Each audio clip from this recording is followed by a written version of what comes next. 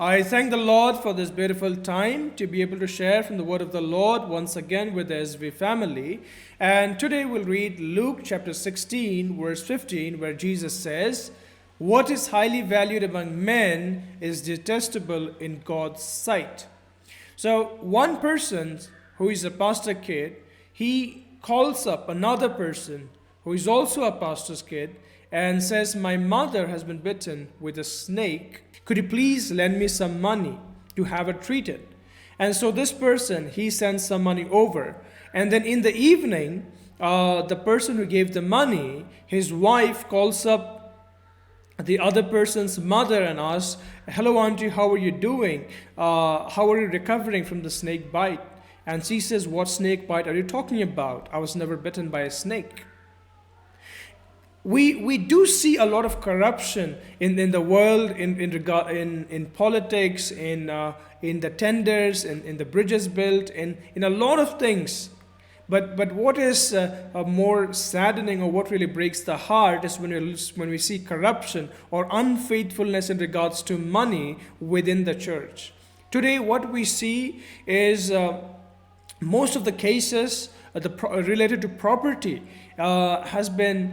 is going on with the CSI and the CNI and the Baptist church, wherein people who got into power began selling parcel of land and keeping the money with themselves.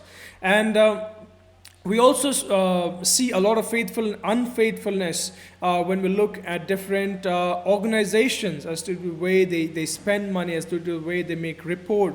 The other day, I was talking with someone how you're sharing, like how people, they file false report even on the travel allowances which the organization gives them. And the other day I happened to visit an orphanage which was very known, and the founder had passed away, and his son had taken charge of it. And when I went to visit, I saw a car that was an SUV that was covered, and I spoke to someone. I just randomly talking, and the person said, "You know what car is here?" And I said, "Which one?" And the person said that it's a Porsche.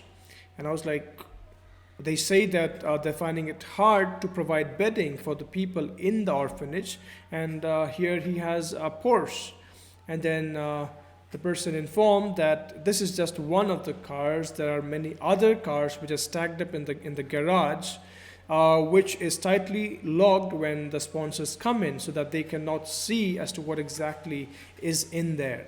So what we see is a lot of unfaithfulness in the church, within the church, a lot of misuse of money. So when we look into all of these things, it really breaks the heart. And this is what Jesus, when he was talking with the Pharisees, who were very good with the word, who had very good reputation, who claimed to be the guards or the watchmen or the people who were protecting the law. And to them, when Jesus spoke, he said, whoever can be trusted. I'm reading 16 verse 10. It says, "Whoever can be trusted with very little can also be trusted with much. Whoever is dishonest with very little will also be dishonest with much. If you have not been trustworthy in handling worldly wealth, who will trust you with true riches?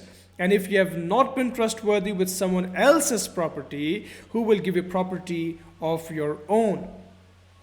And then he goes on to say, "No servant can serve two masters. Either he will hate the one and love the other, or he'll be devoted to one, despise the other. You cannot serve both God and money." The Pharisees, to whom Jesus was talking to, who loved money, it's very clear, the Pharisees who loved money heard all these and were sneering at Jesus. They were mocking Jesus when Jesus pointed out their love for money. And so then Jesus said to them, "You are the ones who justify yourself in the eyes of men, but God knows your hearts. What is highly valued among men is detestable in God's sight." We look at a very good example in the churches, like in Revelation, when we see the 7 letters written to 7 different churches. The letter written to Smyrna, Revelation chapter 2 verse 9 says, Jesus himself is saying these words, "I know your afflictions and your poverty, yet you are rich." So the people were poor, they were persecuted, but Jesus says, "Yet you are rich." And on the contrary, when we look, or when we read the letter that was written to the other church, the church in Laodicea, in Revelation chapter 3 verse 17 to 19, Jesus says, "You say, 'I am rich, I have acquired wealth, and do not need a thing,' but you do not realize that you are wretched, pitiful, poor, blind, and naked.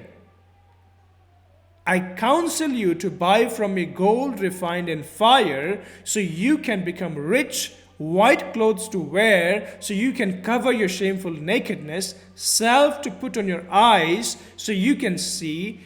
Those whom I love, I rebuke and discipline. So be earnest and repent." So you look at this beautiful picture.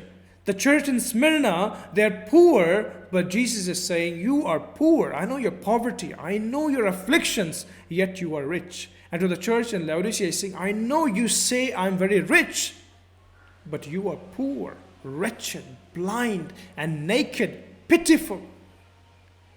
Now, when Jesus looks at our hearts, when Jesus looks at our lives, what is he going to be saying about us? Is he going to be saying, "I know your poverty, yet you are rich"?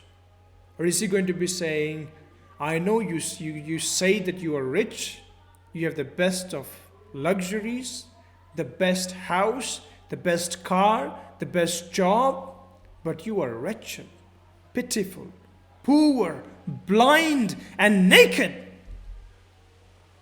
And this is what Jesus is talking about when in verse 16, verse 15, he says, "What is highly valued among men is detestable in God's sight."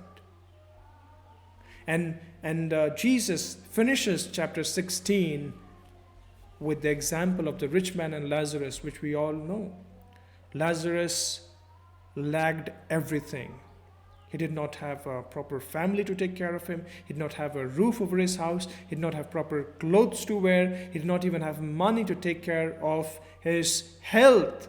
I mean, dogs were licking his wound. None of us is in that condition. And then there was a rich man, and both died. But Lazarus went to heaven, and the rich man went to hell. And this is what Abraham said to the rich man. Luke 16 verse 25, Abraham replied, "Son, remember in your lifetime you received your good things, while Lazarus received bad things. But now he is comforted here, and you are in agony." So I'm not saying that being rich or earning is wrong, but we should ensure that we are not using the wrong means, or we are not using it to feed our greed for money. Because what is valuable in man's eyes is detestable in God's sight.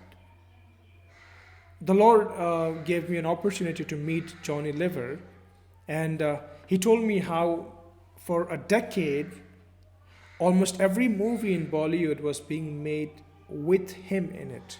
I mean, and then there came a time where he stopped getting work. And he told me that he had prayed that, "Lord, you give me money and I'm going to distribute it to the poor." So when he got money, he just began distributing it. And when he stopped getting work, he had like no money. He told us that literally, "I had no money to put petrol in my car." And so I told the driver that, "Please stay at home. When I require you, I will call for you."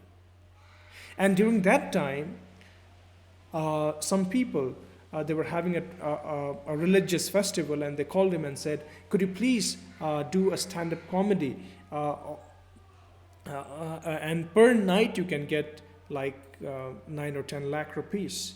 Uh, and Johnny Liver here, he knows that he has no money. He knows that he's in need. He needs that money badly. And he's in such a condition that even the house that we were sitting in and talking, he told that I was on the verge of selling this house. But one thing came into my heart, that somewhere or the other, this money that I'm going to be earning is connected to idol worship. And I do not want to be a part of it. And so, despite not having money, he said no. That was his test. But then there came a time when again he began getting work, and forget just about selling the house that we were sitting in, but God enabled him to purchase another one in that place. And he said that we should be careful that not even 1 rupee of unfaithful money should come into our purse or should come into the family, because that brings curse with it. And I agree with what he said. And I often say in our church, what sort of a believer we are if we cannot be trusted, if we are not faithful with what the Lord has given us. In Hindi I say, हम किस प्रकार का विश्वासी हैं अगर हम विश्वास योग्य ही नहीं. If we cannot be trusted, then what sort of a believer are we? And that's why many of the verses says, he that is faithful till the end. Faithful in terms of our faith, faithful in terms of the money, faithful in terms of glory, faithful in terms of pleasure. We need to be faithful. We need to remain faithful despite the challenges that we go through. God be with you and God bless you.